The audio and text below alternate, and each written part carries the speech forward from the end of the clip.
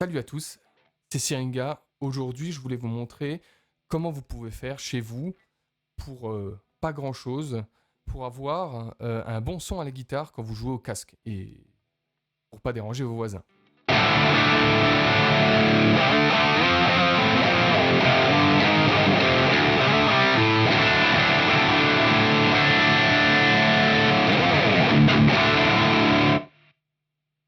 Pas mal, non? Du coup, pour ce faire, je passe par mon JVM 205, je vais dans une charge fictive, Reactive Loadbox, pour être plus précis, de marque Shure, et ensuite j'envoie tout ça dans ma carte son Boss. Et ensuite, j'utilise Reaper, ce que vous pouvez voir à l'écran, avec une chaîne de 3 effets. On y reviendra. Donc là, le son est plutôt chouette. Je trouve que il est assez fidèle à ce que j'ai l'habitude d'entendre quand j'utilise mon baffle. Chose qu'on n'a pas forcément toujours suivant les réglages qu'on utilise. Du coup, au départ, je suis parti de ça. On utilise Fenrir. Fenrir qui est un IR loader qui sert à charger donc des fichiers IR, comme son nom l'indique. Et en l'occurrence, j'utilise des IR de Houndhammer, une version d'un baffle diesel en V30, un mélange 57 et 421. 57 et 421, c'est les types de micros les plus connus. Donc, je ne vais pas développer ici. Mais voilà. Du coup, au départ, si on prend simplement le micro SM57, ça donne ça. Et bien sûr, j'ai enlevé les deux autres logiciels que j'ajoute après. On y reviendra. Donc voilà, quel est le son de départ.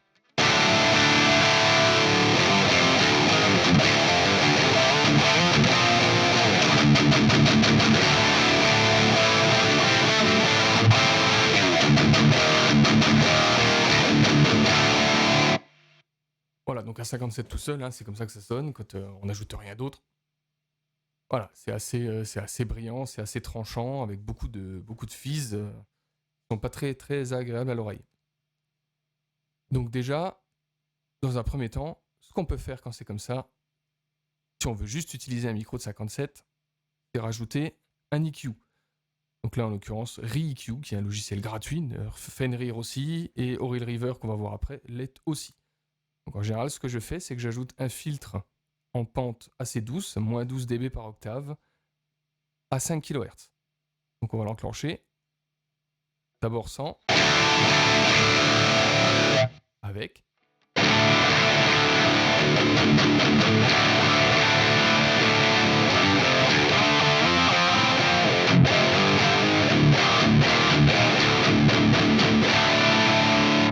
Bon déjà, c'est déjà beaucoup mieux. Et ensuite, on va jouer sur une autre astuce qui consiste à jouer sur la phase. Alors comment on fait ça? En fait, sur Fenrir, il y a cette partie-là. Zoom, en fait, c'est pour jouer sur le décalage dans le temps de l'IR par rapport à l'autre.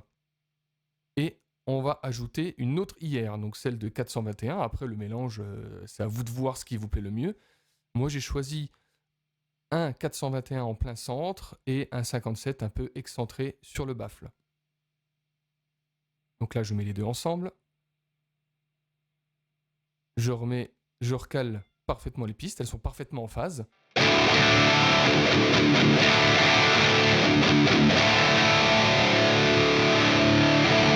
Le 57. Le 421. Je les remets toutes les deux au même niveau. Bon, vous constaterez que pour l'instant, ça ne change pas grand-chose. Par contre, là où ça va devenir intéressant, regardez ce qui va se passer ici quand je vais bouger l'IR.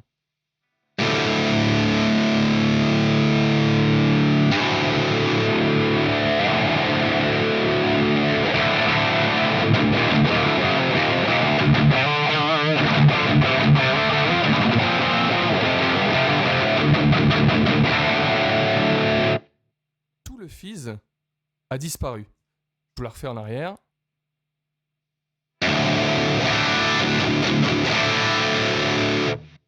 On revient par là.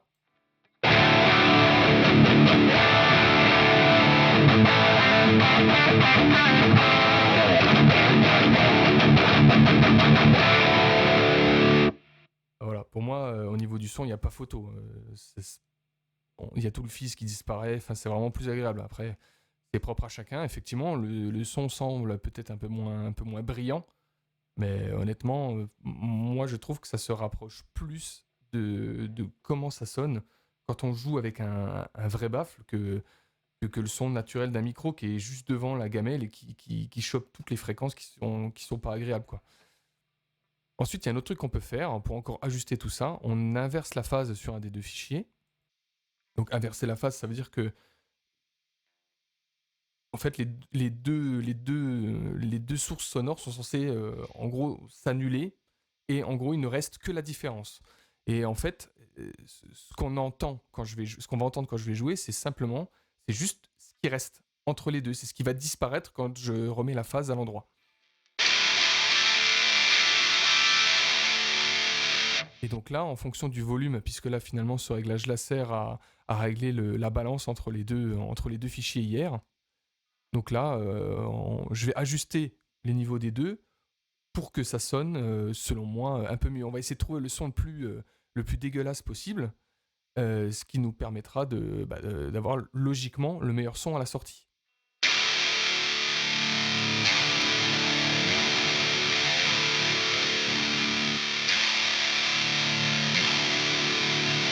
Voilà, je trouve qu'à ce moment-là, à peu près à cet endroit-là, on enlève vraiment.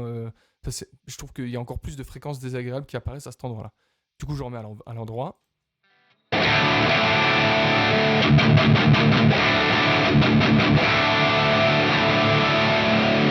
Voilà, pour moi, c'est top. D'ailleurs, on peut même presque se permettre d'enlever l'écu qu'on a mis tout à l'heure, le filtre. Voilà, je le désactive.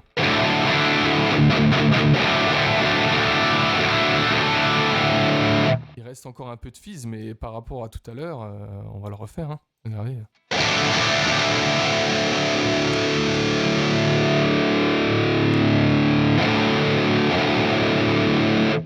Et là, il n'y a pas de, là, il y a pas de filtre, donc c'est quand même, voilà, c'est quand même nettement, le son est nettement plus agréable, je trouve, que voilà, quand on.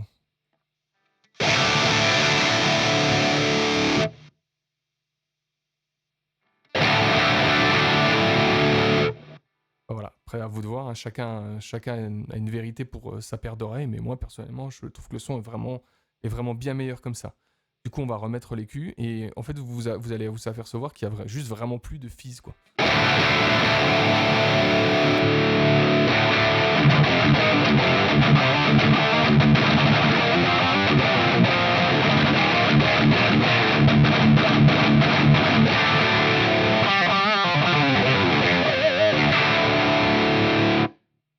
Voilà. Et pour affiner encore un petit peu tout ça, je rajoute une petite reverb. Alors, comment elle est réglée? En fait, j'utilise ce logiciel gratuit qui est là.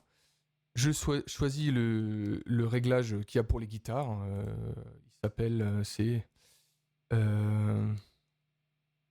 Guitar Room, voilà, c'est celui-là que je prends. Et ensuite, j'enlève toute la reverb et je ne garde que la early reflection. Et ensuite, je gère au niveau du volume.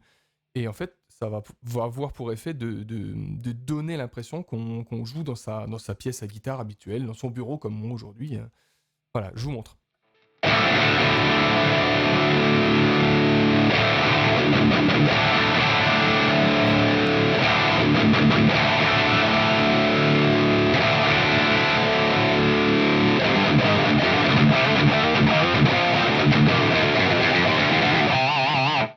Alors c'est très discret, hein. C'est là, si vous n'avez pas de casque que vous regardez avec votre téléphone, vous n'allez pas forcément vous rendre compte de tout ça.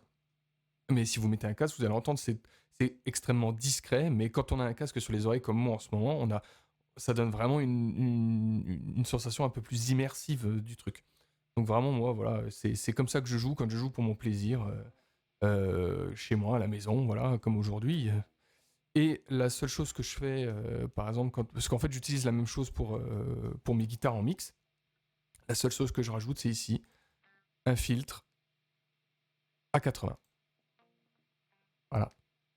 Ça, c'est ma config de mix.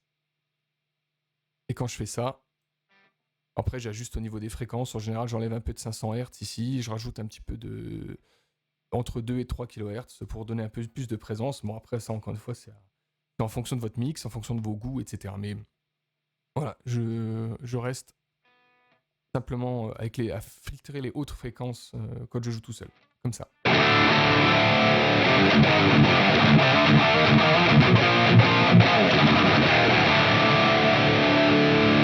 Donc voilà. Alors je vous le remets, hein. Voilà de quoi on est parti.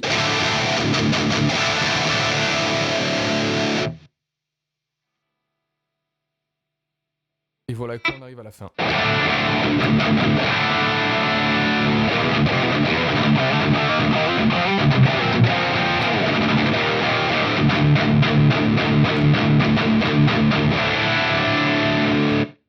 Voilà, c'est tout pour moi. J'espère que ça vous plaira et que cette astuce vous servira autant qu'à moi.